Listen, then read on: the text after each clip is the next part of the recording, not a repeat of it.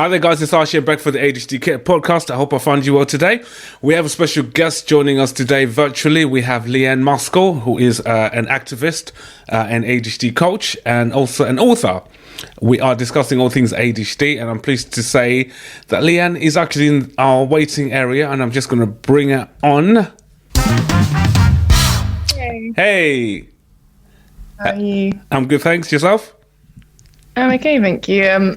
So thanks for coming on to the podcast, and I just wanted to discuss with you a few things just about your career, about your, I know you did, you kind of worked as an activist as well in this kind of ADHD space. So maybe we can spend some time discussing that. To start off with, maybe let us know just how you came onto this kind of ADHD space. How did it all come about? Into the ADHD space. I was diagnosed with ADHD when I was 25 years old, so that was 6 years ago now. Okay. And when I was diagnosed, I didn't really understand what that meant. I actually went on holiday. I didn't even come back for a year, so I didn't really finish the diagnosis. But once I had that diagnosis properly sorted out, I was really, really lucky to get that, because my life completely changed. Before then, it was in a really bad place. But then getting that diagnosis, understanding what ADHD was, led me to completely change my life, and it was much better. But for me, I didn't really understand what ADHD was when I was diagnosed with it. I thought it was just something that affected little boys. And so I basically wrote a book called ADHD in A to Z to try and understand that for myself. So it wasn't really for other people, it was just for myself. And then when I got a new GP, they told me that their waiting list for an ADHD assessment was 7 years long. And I realized maybe I should publish this book, because I was that's such a terrible, and I said that I wouldn't actually be here anymore. I wouldn't be alive if I had to wait 7 years. So I just thought there was such important information about ADHD that I never would have known if I hadn't gone on this big search myself, and also that doctors don't tell you anyway. Yeah. So I published. And I didn't really expect anything to happen. I just self-published it, but Microsoft got in touch with me and said, "Can you come and do a talk?" So I did. And I was working in law at the time, mental health and disability law. So I was seeing in my job as well how companies were struggling with neurodiversity and understanding how to apply disability law in particular. So this kind of all led me to end up quitting my job and becoming an ADHD coach. And I set up a company called ADHD Works with the mission, I guess, to try and help, to try and coach other people, individuals. I had coaching myself. It was really, really life-changing, to support people in the workplace and to just raise awareness, I guess, and make the world a slightly better place, which could. Amazing. So for you, what was the turning point for you accepting your ADHD and embracing it? I think it was when I actually met this ADHD coach, because I'd got the diagnosis. I didn't really know what that meant, but I was like, okay, someone has diagnosed me with something. But what I did know, I was like, this means that I'm more likely to quit my job, because until then I've been kind of self-sabotaging continuously and trying to figure out why and going down these routes. But I thought, okay, someone has confirmed that I am impulsive. So when I managed to get a job, I moved over the road from it in a fixed term contract, because I was like, I am not quitting this job. So I kind of blackmailed I did the one approach first, which was okay, I'm going to use this diagnosis. I don't really understand it, but that means I know, it's kind of extra blackmail against myself. I didn't really think would I like this job, or do I want to stay there, or maybe I should live over the road. Right. But that was one angle. And then obviously I was still struggling in ways, and talked to a random friend about about coaching.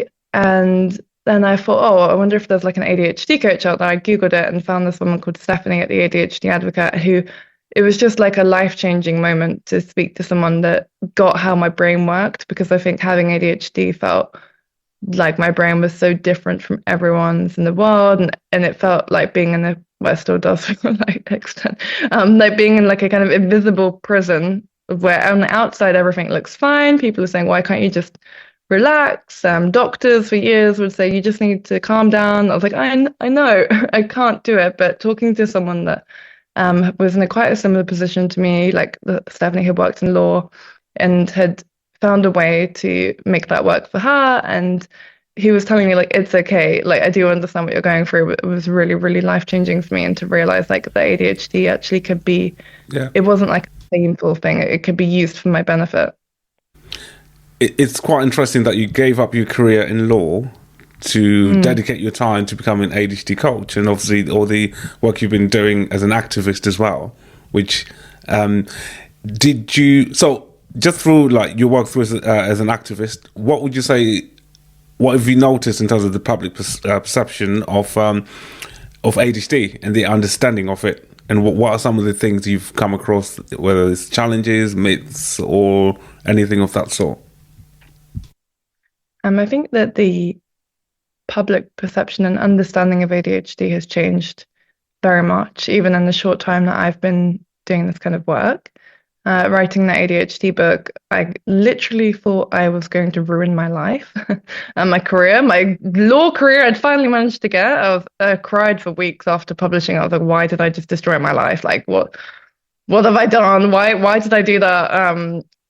Because still at the time, like, I didn't know anyone with ADHD at all. I felt like, it was a really like embarrassing kind of thing to do. I knew like the coach, but I didn't know anyone else in my world. Like the world of like professional realm was very like, for example, like I put on LinkedIn, and I just thought like, oh my God, that's so embarrassing that I've put on LinkedIn. I had a boyfriend earlier who said to me, like, don't talk about your mental health on the internet because you're not going to get a job. And I was like, oh my God, like, I'm never going to be able to get hired again. And then it was quite amazing because like I was getting people messaging me, finding the book somehow anyway, even though I didn't promote it, saying like, this book has changed my life. I feel understood. And I was like, oh, really? Really? You have? And then I quit my job and I went into this world. And I remember so vividly putting on LinkedIn that I was becoming an ADHD coach, and it literally felt like I was saying, hi, I'm going off to be a clown in the circus. Because no one on especially LinkedIn was kind of talking about mental health.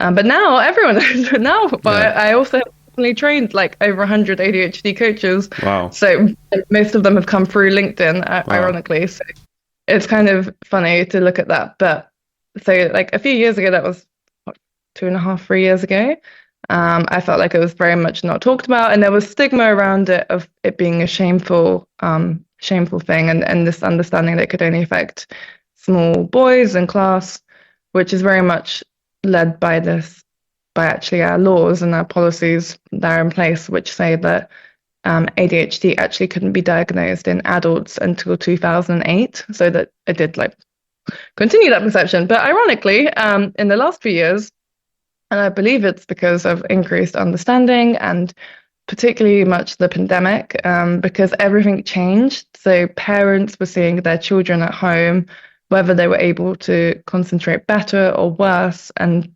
people themselves had their whole lives changed and were able to see the same things in themselves. Like maybe for me personally, I could work so much better from home than in office. And then that led them to understand that maybe I think differently to most people. Maybe I should be able to live my life in a different way, and then led to this kind of increase of understanding about ADHD and a lot of people going to seek referrals. So I think there's been a 400% increase in the number of people seeking an assessment. As I mentioned earlier, the diagnosis is very hard to access, actually. Like it's like literally 7 years, 10 years, like not available in some part. Our healthcare system is not set up for that. So ironically, we're now in the position where actually there's the complete opposite stigma about ADHD, which is that everyone has it, not just little boys, and that everyone is like made up and they're all on the bandwagon and they just want attention. It's very ironic. But I went and talked, part of activism, I guess, is I went and presented to the World Health Organization last year, the year before, saying this, because I was like, I was so shocked when I did become an ADHD coach at how quickly I was inundated from people wanting support, like nonstop. And still now, we have a waiting list of hundreds of people that are just desperate for some kind of support. Parents, children, HR, businesses, like everyone out there needs some kind of help, but because the healthcare system is broken, they don't have anywhere to go to. And even within the healthcare system, once you're diagnosed, there's not much understanding of what to do next. So yeah, a lot there. So in your book, ADHD and A to Z, you talk about ADHD and superpowers, that concept. Could you elaborate on that, and also like explain how individuals with ADHD can identify and harness that superpower? Yeah, I think it's a very stressful world we live in now. Very scared. The superpower narrative, on one hand, and personally, I'm having a really tough day today with my ADHD. I'm like, oh, it's so hard to having a day today. I'm like, even just the basics of showering and cooking food and this stuff doesn't go away. You can understand it better, and I think that's the key thing, is being kind to yourself and saying okay, if I'm having a tough day, go to bed.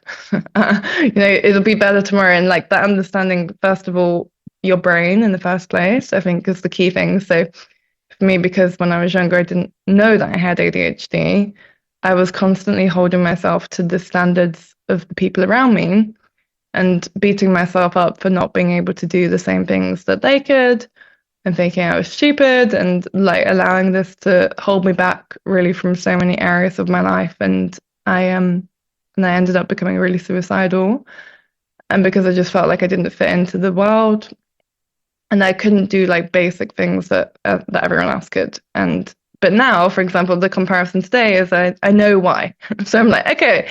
And I think that is really, all of the stigma that we see in the world around people wanting medication or assessment, a label, but actually it's just that understanding and that validation for yourself is so powerful, because it means that you don't have to spend the day beating yourself up about why you can't be normal, because you're there's a reason. And then so I think it's that understanding and again, you don't have to have the assessment, the formal diagnosis to be able to do that, regardless of whether you are you resonate with some of the symptoms of ADHD or not, or you're on a waiting list. You can start learning about the way your brain works now and give yourself that validation if that resonates with you.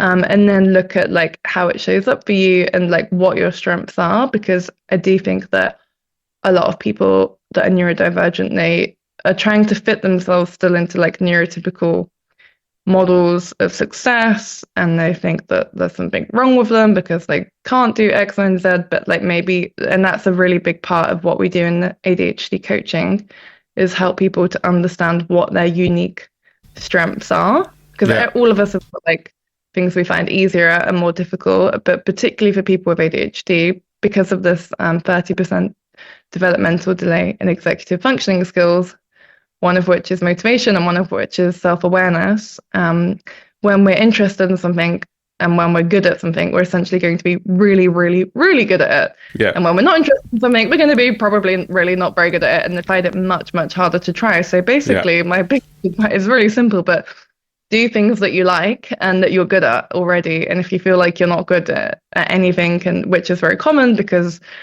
that's how I felt, and I probably still do feel on some level, even though I've got all the books and all the things. But ultimately, just keep trying. Just do the things that you enjoy doing. And if you're not sure what you enjoy doing, then just try things out. Try things you don't enjoy doing, and notice what you don't enjoy there. But ultimately, I think it's figuring out what that means for you, and then creating environments where you can use these strengths. Yeah. I was looking at Taylor Swift performing to millions of people, and I was thinking, God, Taylor Swift could literally be in an office. She could be in an office right now and have never ended up.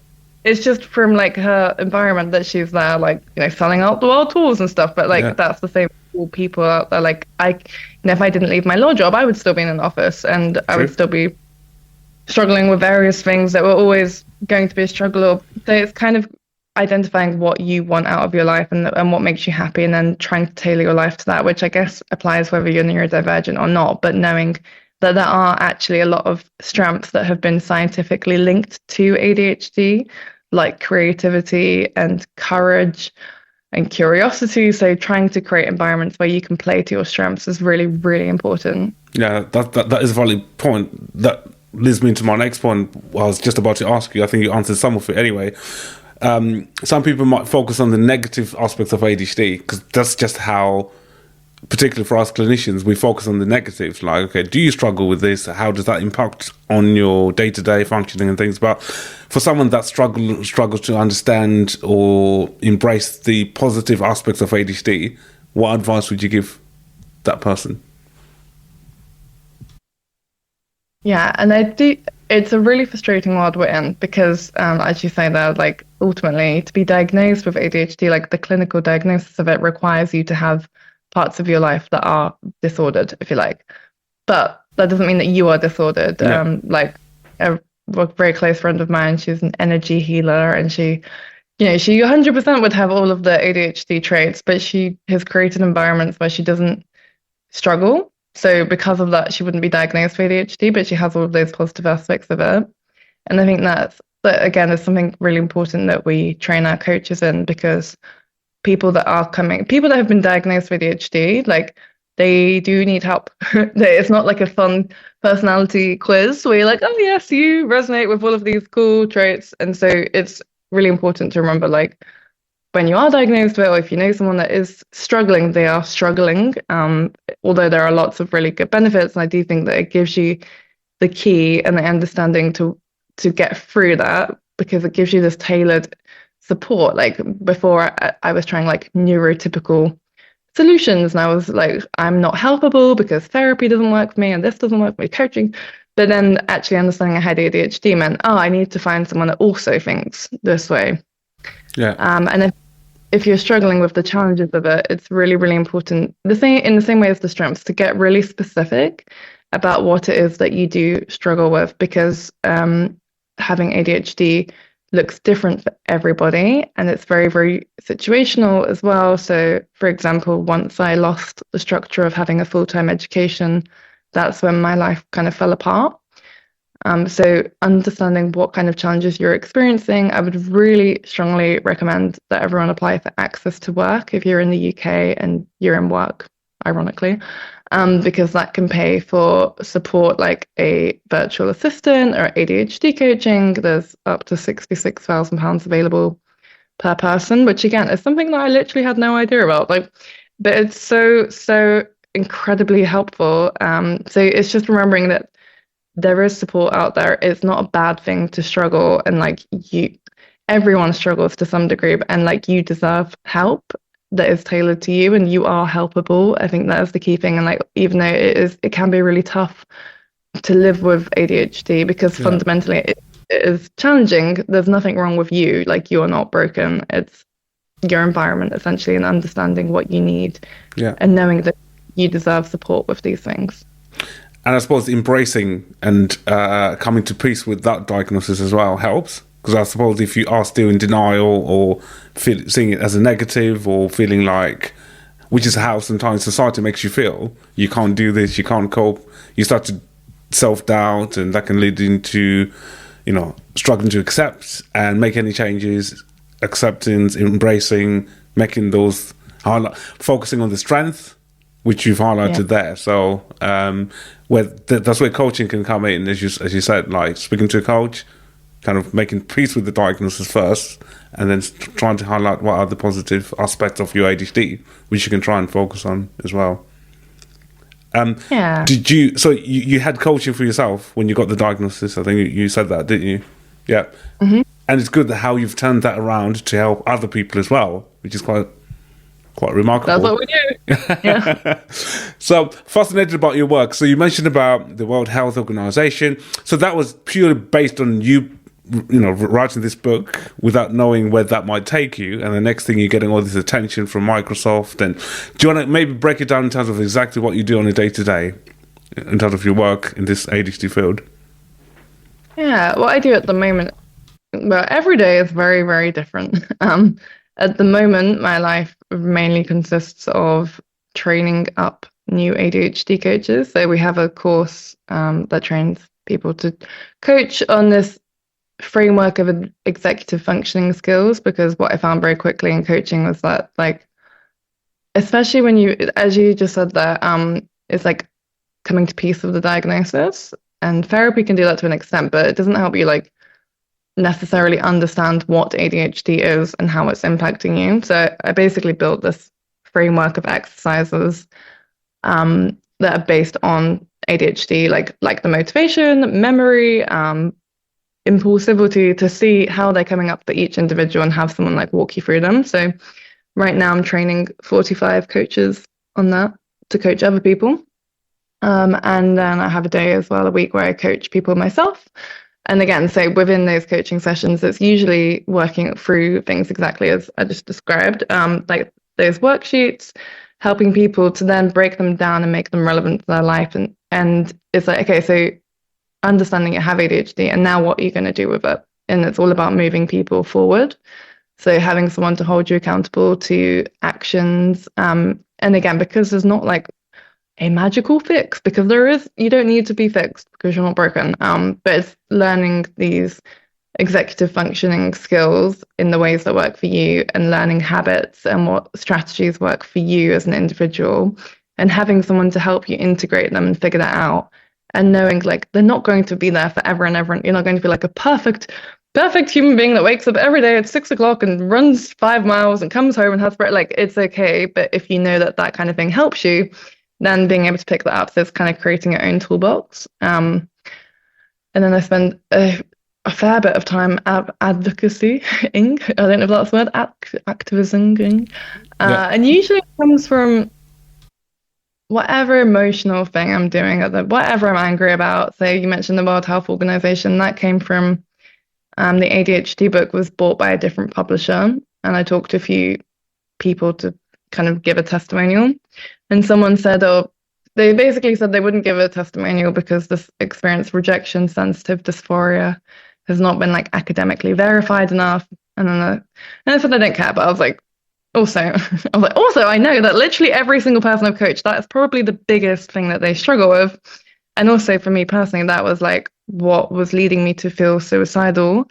And then the next day, and then beat myself up. But I was like, actually, the problem, like, that is a problem that is not academically verified. So I was like, so I kind of started writing a lot about rejection sensitive dysphoria. I made a whole course on it. Again, because of that interest-based nervous system. So I was like, right.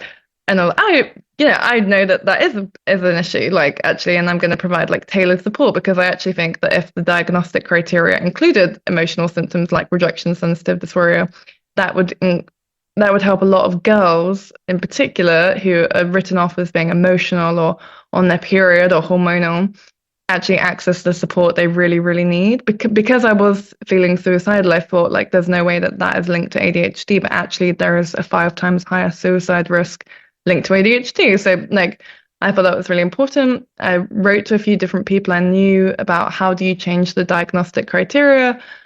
Because I think that, again, having ADHD, you don't really see things in the way that most people do. Like, oh, that's the problem. You're like, no, actually, I'm just going to figure out how to change that. I think outside the box, whatever. Yeah. How do you change the diagnostic criteria? Someone tell me. And wrote to the head of the World Health Organization. And then they invited me to a meeting with the directors for health, the director for mental health, I think it was. And again, it was kind of a good and frustrating meeting, because I said, look, you need to do something about this. You need to provide better resources. And they were like, you're doing a great job. You should carry on. I was like, well, I don't think that I should. I was like, I don't think it's my job to do. But, and then I saw a petition last year that led to a parliamentary debate about the ADHD and autism waiting time. So I then created like a template for people to email their MPs, because, like I mentioned, working in law and legal policy in particular, I know how change is really slow. It's loads and loads of these kind of debates or news articles, whatever. Like, it's very slow moving. But it's all of these little things, and as many people as you can engage as possible. And I think it gives people hope, instead of thinking like, oh, there's no there's no point. So I made these templates for people to write to their MP and shared that on LinkedIn, which got shared thousands of times, which was fun. Oh, I wrote a new book recently about ADHD at work. Right. So it's kind of what creative projects I'm into, and at that moment. Right now I'm making a course for managers, and right now also I've just started going to talk in schools for free because of I think that is a really big area that needs help, and it's quite scary for me. But I feel like I started out coaching children a lot, and I wrote a book kind of more for children and mental health years ago. But right now, I thought that was a really important area because especially there's so much stuff in the media about how kids are refusing to go to school and children for taking medication, and actually the reality is these poor kids and their poor parents are stuck on years-long waiting lists, which they're never actually going to get off because they'll turn 18. So that's what I do. Every day is very different. I don't have much for life. Wow. I can see why you gave up your whole law career in law to dedicate your time to this. There's a lot there. There's literally a lot. I think on that point, I think you mentioned a few things. In your view, what would you see, what changes would you like to see from, I think you talked about the criteria being changed. You talked about the waiting times. I don't know if you had a thought about the actual term ADHD itself. I know we can't rephrase it, but it's unhelpful. You talked about education. You talked about support from, I don't know, all different levels, adults, and the recognition of ADHD at different levels. You talked about employment as well in the workplace. There's quite a lot there. If you're to list, I know, dedication, I like that. If you're to list maybe I don't know, not in any particular order, what changes would you like to see? In your view, if someone was to put you on the spot and say, yep, you got a magic wand, what differences do you want to see in terms of ADHD and how it's managed, how it's recognised, and how individuals that are struggling day to day can be supported way better than how they are now? Yeah, I think the first and probably the most important place to start, the government committed last year to collecting data at a national level on ADHD waiting time and autism waiting times in the UK, which they haven't done anything on.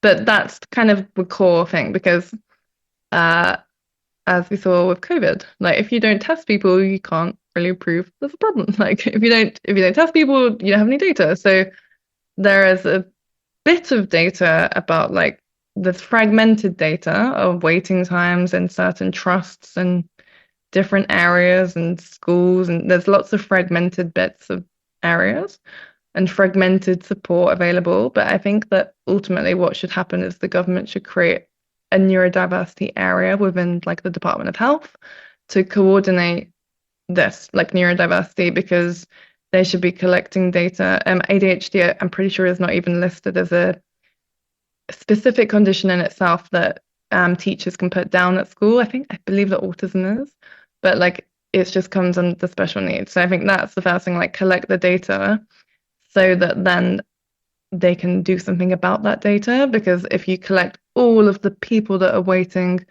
across the UK, but I'm sure the world, and see actually there are so many people out there that are needing support. If you had a broken arm, to be expected to wait 7 years to get that support is just incomprehensible. But right now, because there's no kind of collective data being collected and talked about in the media, all there is the kind of fragmented bits. And for the media, it's actually really good, ironically, press to say look, everyone's saying they've got ADHD, or this famous person's come out saying they have ADHD. And ultimately what that does is create a two-tier health system where only the people that can afford to pay for a private diagnosis are getting that support.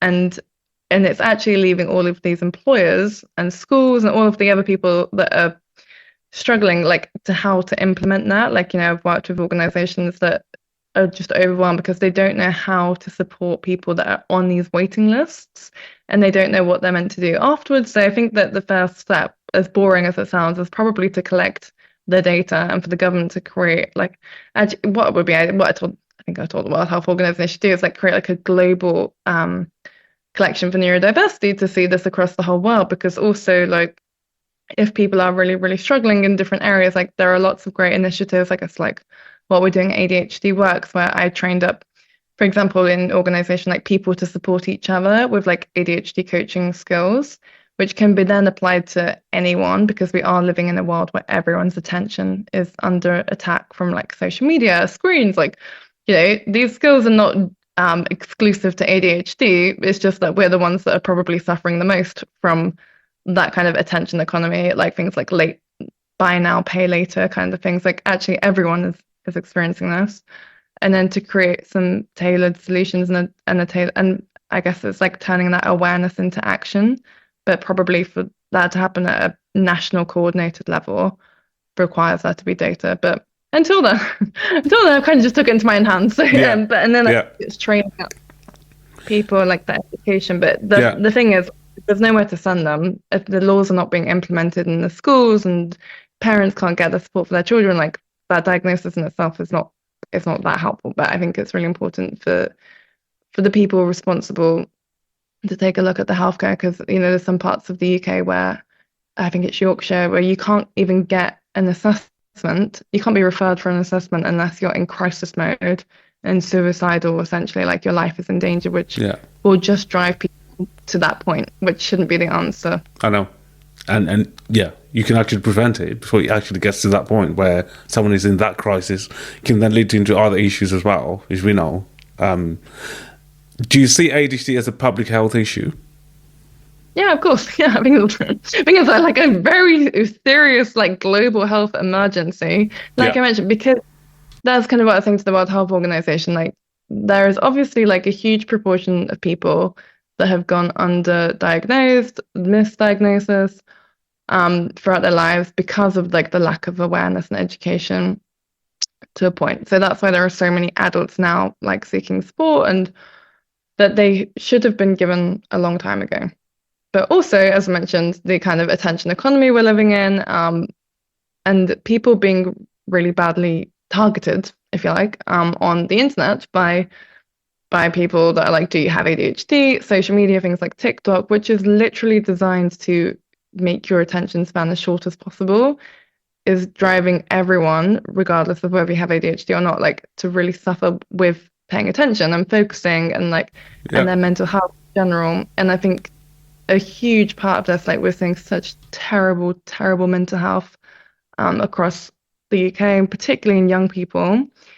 And I think if people have been actually like given the support they needed in the first place and able to get like an ADHD assessment for if they have ADHD, that would really help with all of the other parts of it. So I think what you said like there about the prevention part of it, but I think it's a huge issue because there's literally so many people out there needing support, and we're seeing also with like the ADHD medication shortage in the UK, but also countries like America, where like I was just been cut off from my medication and like no support was given to me. Like I've been coaching people who are also and they're like suicidal. They're not like oh no, I can't focus. It's like, oh, my entire life has like fallen down around me, like all of the structures I had there. And it's not because that medication is like a magical fixing pill that enables them to focus, but actually like when you have got that medication, it's a really helpful crutch to like build up strategies around that. But if you don't have that medication in the first place, you have to start all over again, and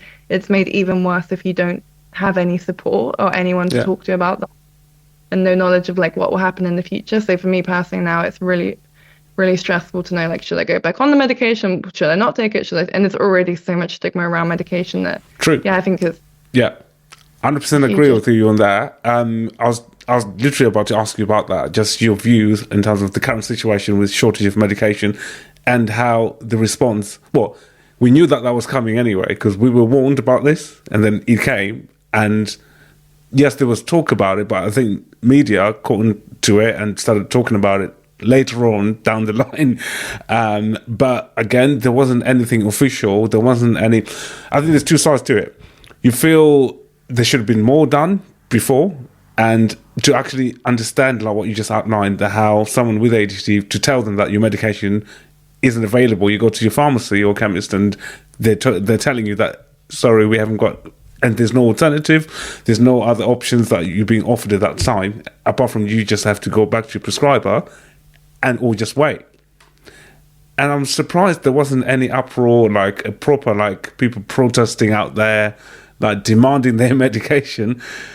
I don't know. Yes, people were talking about it on social media, but I was expecting more from the government point of view, but certainly from people actually who have ADHD or supporting people with ADHD to literally kick up a fuss. Because if this was other fields of medical health, like cancer or, I don't know, heart condition or whatever, would we've had the same situation from, there would have been a crisis contingency plan put in place.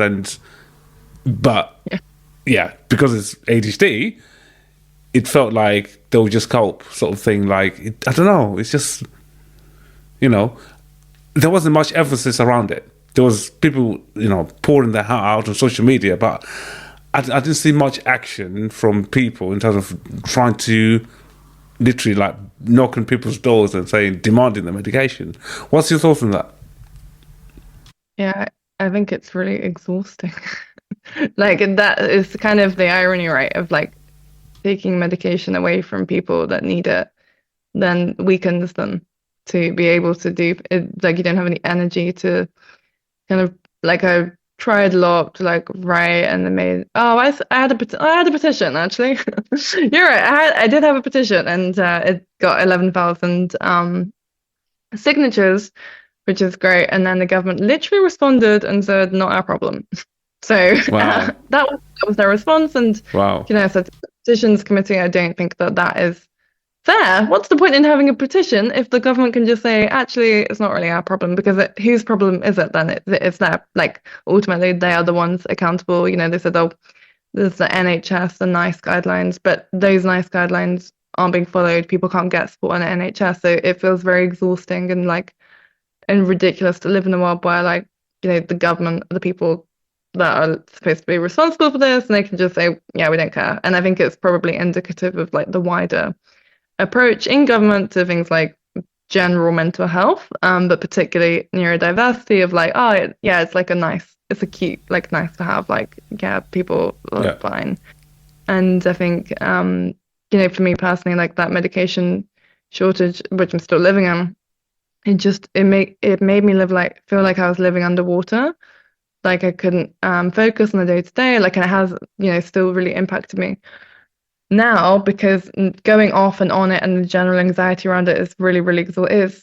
I can't really put into words how demoralizing, it was already very demoralizing to have to go and remember, for someone that struggles with executive functioning, memory, etc., to have to remember every month to go and like request a new prescription from the doctor, go and jump through those hoops from the GP, and then to remember to go and take it to the pharmacy, and then to remember to go back once they've collected it, and then to have to show them you remember to take your ID, and you feel a little bit like a criminal, like you're somehow getting this illegal stigmatizing drugs already. So you already feel quite like, yes, I need this medication to function, thank you. And then to have it taken away from you is like, and then I think particularly demoralizing is having to go walk into the pharmacy literally every day and be like, hello, do you have any medication? And they're like, no, go away. And because the poor pharmacists are getting that nonstop, they're saying people are calling us up nonstop. And I was like, okay. And to call up and to go to a different, it's a really, really cruel thing to do to people that already struggle so much in the first place. So I think and I do think that a lot of people with ADHD, there should be, protests about how terribly we are treated as a whole. Like, the poor people I talk to that haven't much, like parents of children that like are suicide, parents message me and they say, my child has tried to take their own life last night because of having ADHD, and they still won't assess them for ADHD. And I was like, oh my God, it's just so awful. But I feel like it's hard to organize yourself. I feel like I think you touched on celebrities there. I've seen celebrities doing documentaries and things. Great, fine. They're putting this spotlight on the ADHD, but I think there should be some sort of documentary or something on telly that not celebrities, just highlighting living in the life, someone, being filmed, showing their life of ADHD on a day-to-day, the struggles that they go through. And then you can add the shortage of medication if they want to add into that. But one is going to raise awareness in terms of the ADHD itself, but people can understand some of the daily struggles that people go through, because they might just assume that, oh yeah, you'll be able to cope, what is ADHD? So as much as we have TikToks and social media doing some of it, but not everyone is on social media. So to some extent, maybe breaking down some of these barriers around stigma, people's lack of understanding of ADHD, how it impacts you, how it impacts a young person as a family. I don't know. Do you have any other ideas in terms of like to any ways and means of maybe breaking down some of these stigmas? Yeah, I think 100% like the way you said that. Like, how we saw this post of this documentary? I feel like there will be one like that around all that are suffering, but right now it's more fashionable to be like, everyone's just making it up. Oh, like, jump on the trend is calling ADHD a trend. But something really amazing happened yesterday, actually, in the ADHD coaching training. So we have people that are like neurotypical and neurodivergent in the training. And this woman, I saw this woman said, like, basically she feels imposter syndrome to volunteer, because I showed them how I coach people, because she doesn't have ADHD. So I said, oh, can I coach you? And I showed everyone like how I would coach someone neurotypical. And it was very fascinating to do, actually, because you can see such huge differences. Like, they just they answer with one line. Like, I was like, it's really, if you can coach someone with ADHD, you can coach someone that is neurotypical incredibly easy. And I was like, and all of this stuff applies to, it's not like when they have completely different brains. It's just that people with ADHD experience it much more intensely. And this other woman said, who was neurotypical, she basically said, I've never felt like a minority in my life. And she said, she came to the group to learn how to support her son.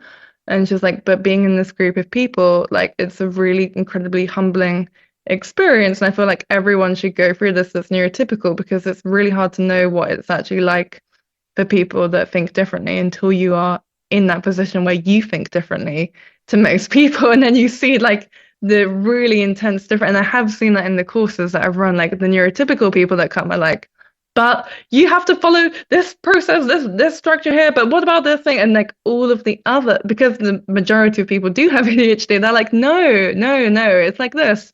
And it's actually a really fascinating and quite beautiful thing to see, because like this woman yesterday, where she was saying that she's got the most empathy now for her son and the understanding of ADHD on like a real life level, not a like what you could read on the NHS, but and not, I think when we see something on social media, it's easy to think like, oh, maybe that's just that one person, but to be in a room full of people that all actually do experience the same struggles that person doesn't, is probably a very unusual experience for them. So I was like, maybe we should make like a restaurant or something.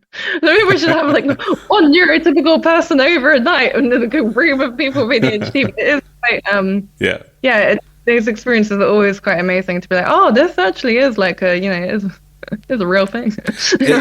It amazes me. I speak to people. I was talking to a friend yesterday as well, not really kind of fully familiar with ADHD, but when you tend to describe certain things, like I think we touched on emotional dysregulation earlier, or rejection sensitivity dysphoria, it's those little nuances that people don't really get in terms of ADHD, and their view is still quite skewed, very kind of hyperactive young person rather than an adult who's struggling with planning, organisation, time management. It's all of that. And we're in 2024, to be in this position where some people's views of ADHD is still sort of how it used to be viewed like years and years ago, it's quite sad.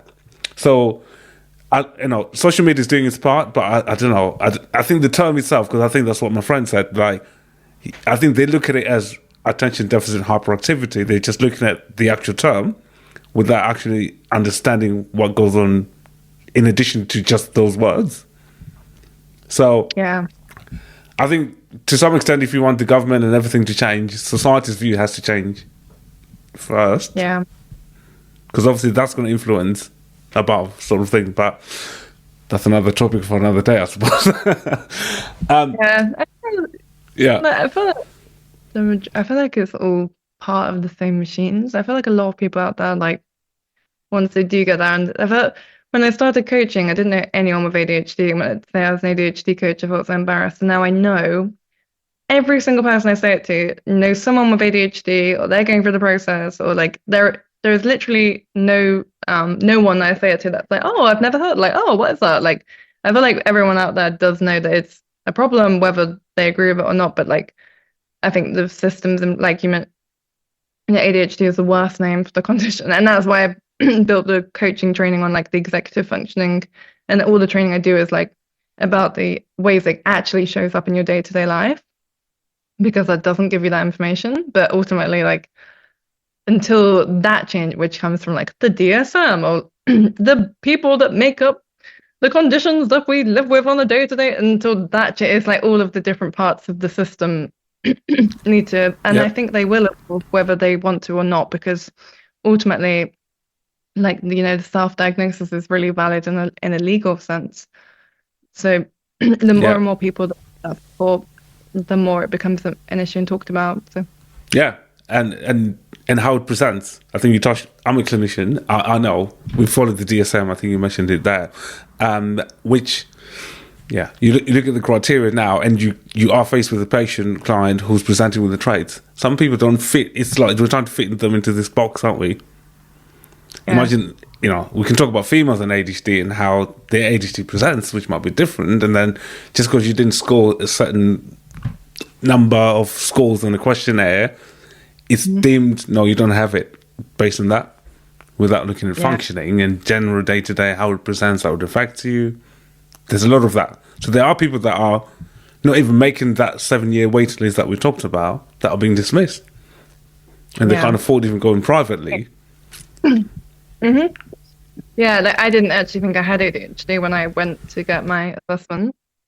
I just thought that I was completely insane and had all of the DSM conditions, but not ADHD. Like, that was not one that I come across. And I just kept destroying my life over and over and over again, and moving country, and get a job, quit the job, get in a relationship, quit the relationship. Like, literally could not sit. I was very lazy in the sense, like, I don't want to say lazy, like physically, like, I hated PE. I still do hate PE. I will happily not leave the house for a few days, but like, mentally, I can like easily write you a new book this week, and then write a new book next week, and then the new course, this thing, blah, blah, blah.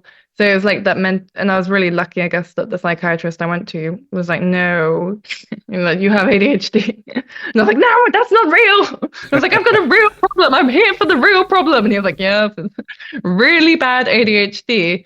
And he was right, like, and I said, fine, give me your drugs then. That's not that bad. And then he was like, well, no, we can't give you drugs. You have to come back.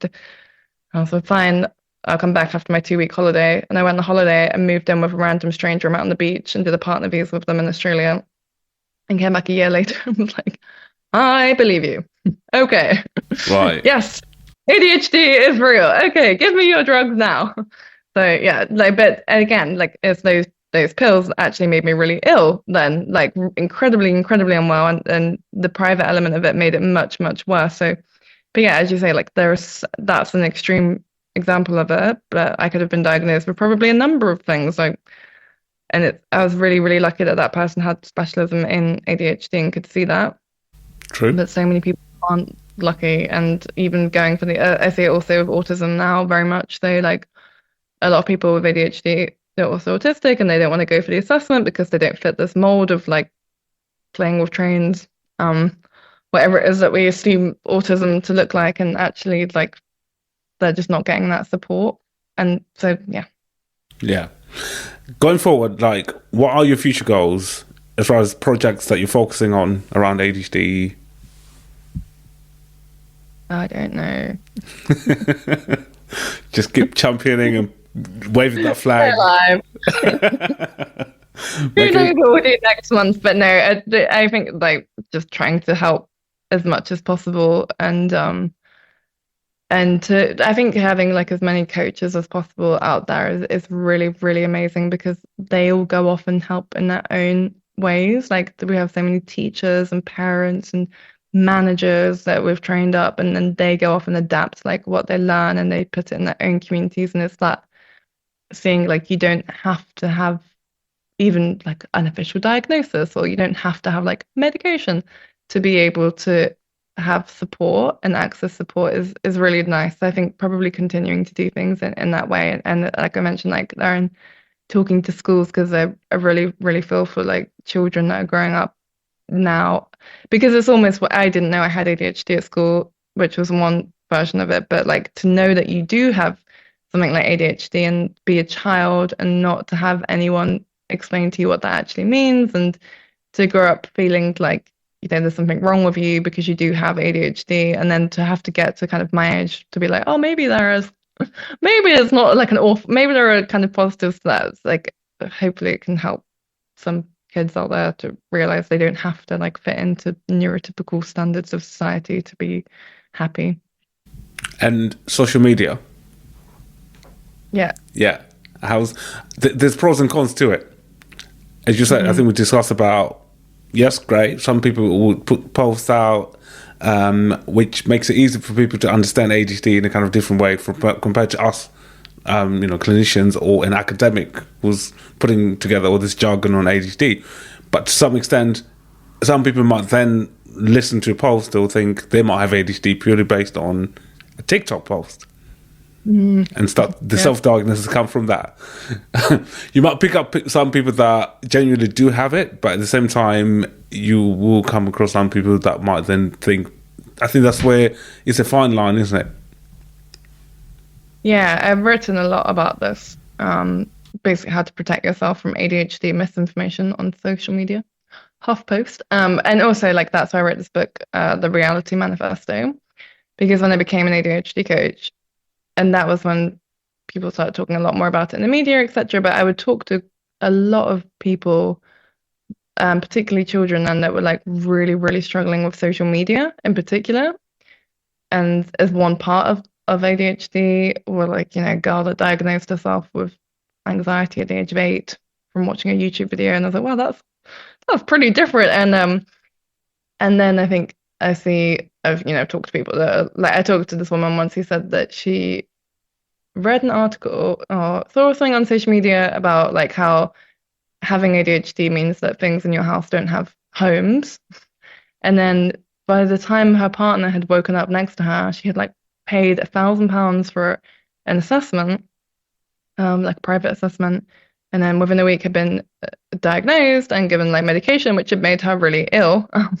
And then she came to me and I was like, so what was your problem before? And she was like, oh, that my things in my house didn't have homes. And I was like, what?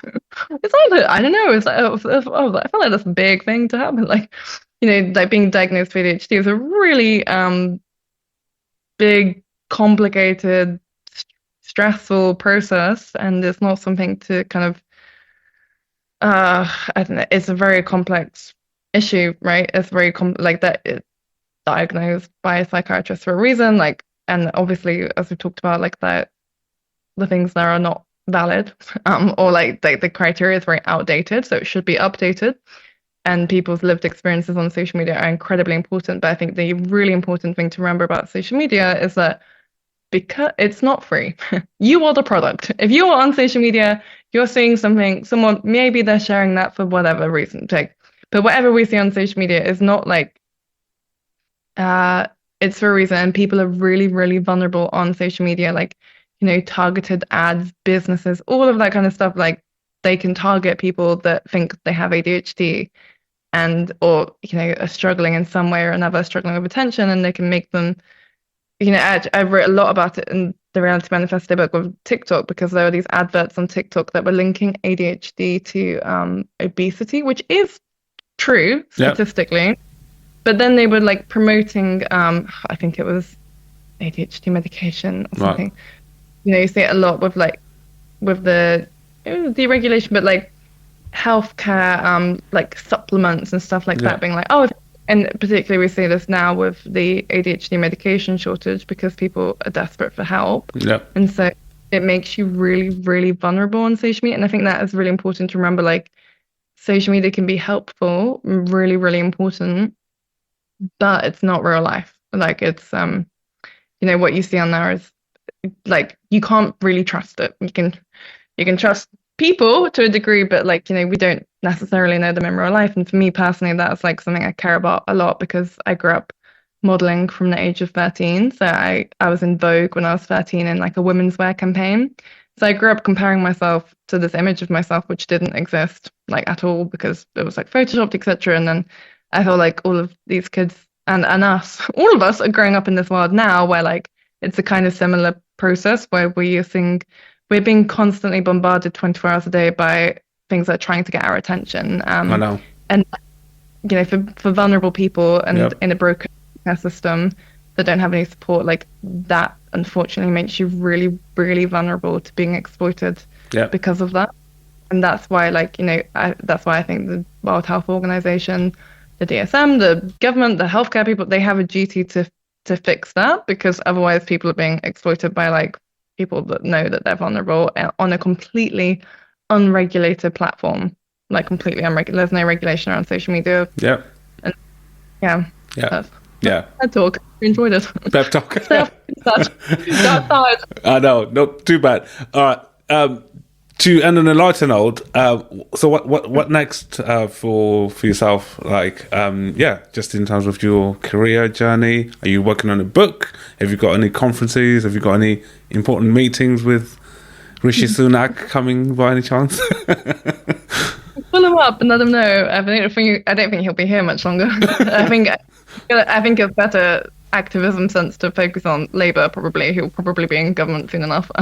So I think that's probably the best place to go to. Yeah. So, but yeah, I've got training. We're coaching more coaches next in April. I've got the manager course. I started writing a book. You can tell me what book you think would be most helpful if you like. Go on. A few different variations of books on the go, but one of them is like a book about ADHD coaching. But I think probably because we've had so much demand for people in wanting to learn to become ADHD coaches, so I thought it might be good to give some insight into that. But I also thought that it might be good to write a book, like basically called like How to Help People with ADHD. So it's not necessarily you don't have to become an ADHD coach, but like how to have that insight into like actually, you know, how to support speaking from experience in things like friendship, dating, workplace. Like if you know someone with ADHD or you have ADHD yourself, like how can you help yourself? And because it's very much, I think we live in a world where it's like, what's the solution? What is the tip and strategy? But actually, most people with ADHD, and probably everyone out there, but like, you know, we've tried all of the we've got 5,000 notebooks and we've done every kind of organizational hack that you can see on the internet, but like, then we just don't do them again. But ultimately, I do think it comes down to this concept of connection and support and people and understanding, like you said earlier, in society. And I think that comes from, I guess, like this woman I saw yesterday, like actually understanding, okay, if someone is crying because like, I don't know, they feel rejected by you, it doesn't mean that they are being dramatic, like, and this is how you can support them through that. Or like, you know, from a friendship level, like if my friends don't invite me out, I will just assume they don't want to hang out with me. So being like, if you are my friend, you should probably like ask me to hang out, otherwise I'll assume everyone hates me. Or like, as a parent level, like how you can support your children, which again is ultimately just like patience and compassion and empathy and understanding. So, and like communication styles, because I think it's really easy to jump to like assumptions that because that person's not doing the thing they're meant to do, they are just lazy or they're stupid or whatever it is. But actually it's like they just need you to be nice to them usually, and like help them figure out what is in the way and how they can work through that together. But as soon as you start shaming someone, not intentionally, but just like automatically because it's the human assumption, then particularly if you've got ADHD, you just go back into your shell. And there's so many people out there, like there's so many relationships and people in general like that are being like affected by that, like I kind of want to say like wasted, like the opportunity for them to be happy is like being connected is being wasted. Yeah, that's a good point. I was actually going to ask you in terms of the role or the important role of family, friends, professional support in kind of managing someone or individual with ADHD. It's very important. Very. The community. Yeah, but like, you know, the nice guidelines. So when you probably know this as a clinician, they say that GPs when someone is diagnosed with ADHD, they should have a holistic healthcare plan in place, which identifies things like exercise, healthcare, support systems, therapy. But when I was diagnosed with ADHD, I was actually taken off my NHS waiting list for therapy because I had ADHD.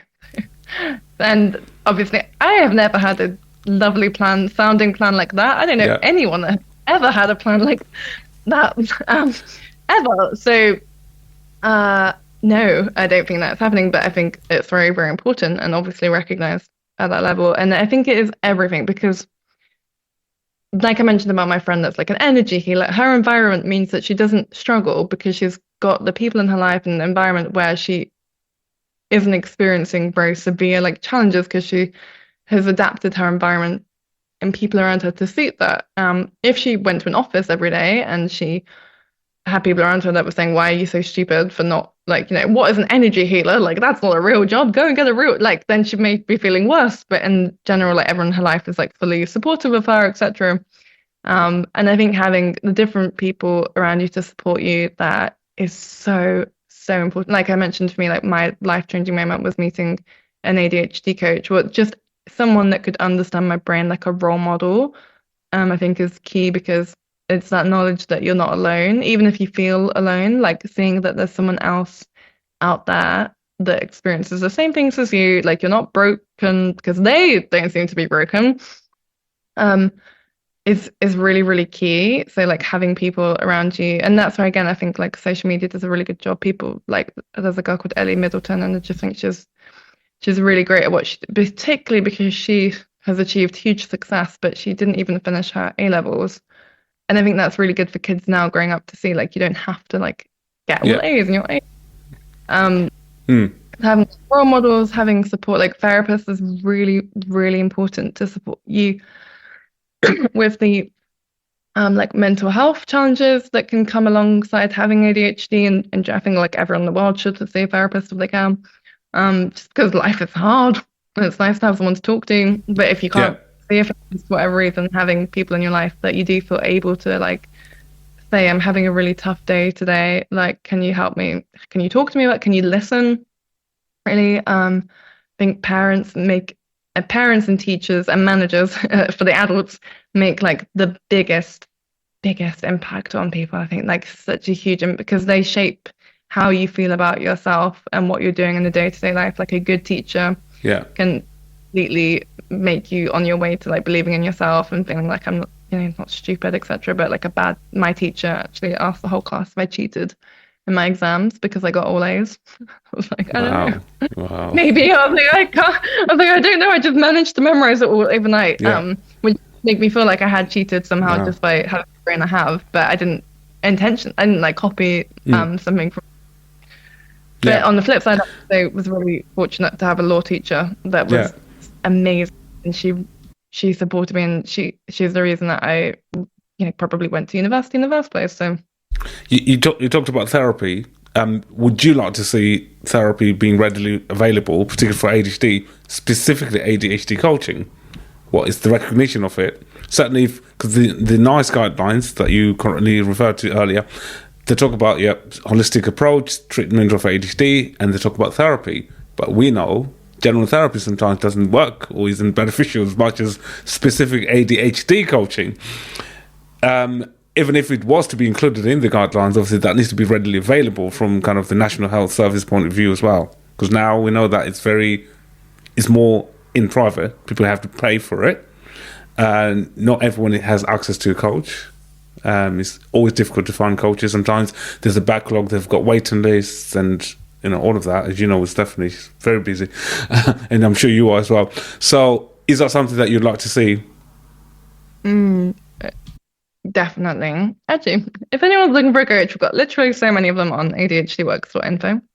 And it's good because they're new ones, because I think what you said there about being full capacity is really annoying. But then when you see, like, there's new people, like, they are free to help me, is really important. And there's knowing this kind of support available, like Access to Work can pay for ADHD coaching, which is amazing. And when I found that out, I could not, but I was like, I've been scraping together £100 a week for therapy that isn't even helping me. And there's, like, the support available that I didn't even know about. But yeah, I think obviously, like, you know, giving people support is really important, and like therapy in particular is very important. Yeah, I don't think that the traditional models of therapy work particularly brilliant. We have a lot of therapists that we train as ADHD coaches, in just giving them that context, because they come, and similarly with like traditionally, what we call ICF certified coaches, because the models they've learned don't work for people with ADHD. Because like if you talk to someone with ADHD, they will just ramble in a lovely and interesting way. But like, you know, I would just go to therapy and talk nonstop for an hour and then leave in a worse place than I'd gone there, because I just ruminated and got myself into cycles because of that, like emotional regulation challenges. And so, you know, things like CBT can be quite hard for people with ADHD in some ways. I feel like it can be helpful if you're open to it and you have I think all of these things can be very helpful if you have like an ADHD aware therapist. Like, you know, I had a therapist once, he told me off for not doing my homework.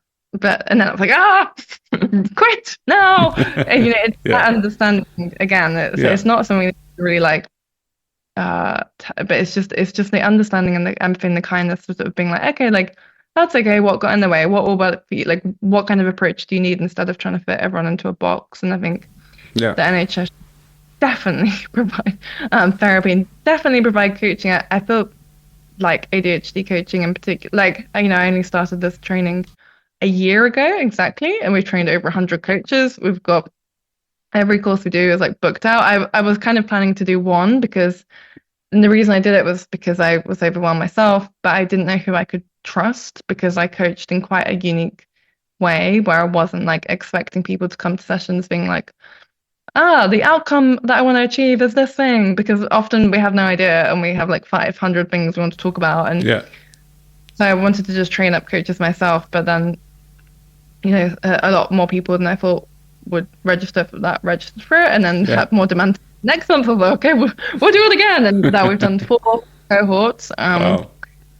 So, you know, the support is kind of there, and I think it's really important to push people towards it, but recognizing that actually, like, a lot of, you know, the traditional coaching methods, that's why my course is not certified by like any kind of neurotypical accreditation, and it won't be ever, because I don't coach people in the way that those models say that you should, which personally I feel kind of like puts people into a box and expect that they all think the same way, and we really, really don't.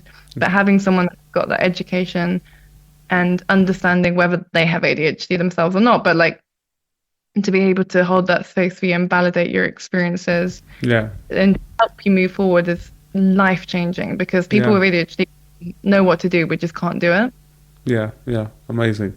Leanne, absolute pleasure. I could talk to you like all day. There's so many things I want to have a 24-hour podcast. Yeah, we should do a part 2. I should bring you on next time. I'll be really interested to track in your journey and how you're getting on. Maybe we can definitely bring it on as a catch up in the next few months, maybe. Before you go, do you want to tell us your website or social media handles where people can find out more about you? You can go to www.adhdworks.info, and in general, if you go to ADHD Works on any social media platform, you'll find us and me. I'm Leanne Maskell. You can find the book. We've got a variety of books at your disposal, which you can read if you like. ADHD-friendly book. I wrote them all in like an A to Z format, because that's pretty much the only way I can think, so that you can just pick it up and read it any chapter. But I would say if you're struggling with ADHD, read ADHD and A to Z. And if you are struggling at work in particular with all of the reasonable adjustments, talking to your employer, like trying to figure out how to make that work in your career, go for ADHD Works at work. And social media, the reality manifesto. Or don't buy any. Maybe you probably don't need to spend your money. Just enjoy your life. Go for a walk. Not a very good salesperson. No. Absolute pleasure. Nice to chat to you, and we'll stay in touch. Thank you very much. Very nice to meet you. And you, and go well, enjoy the rest of your day, and as I said, I'll definitely be in touch, and we can bring you back on next time.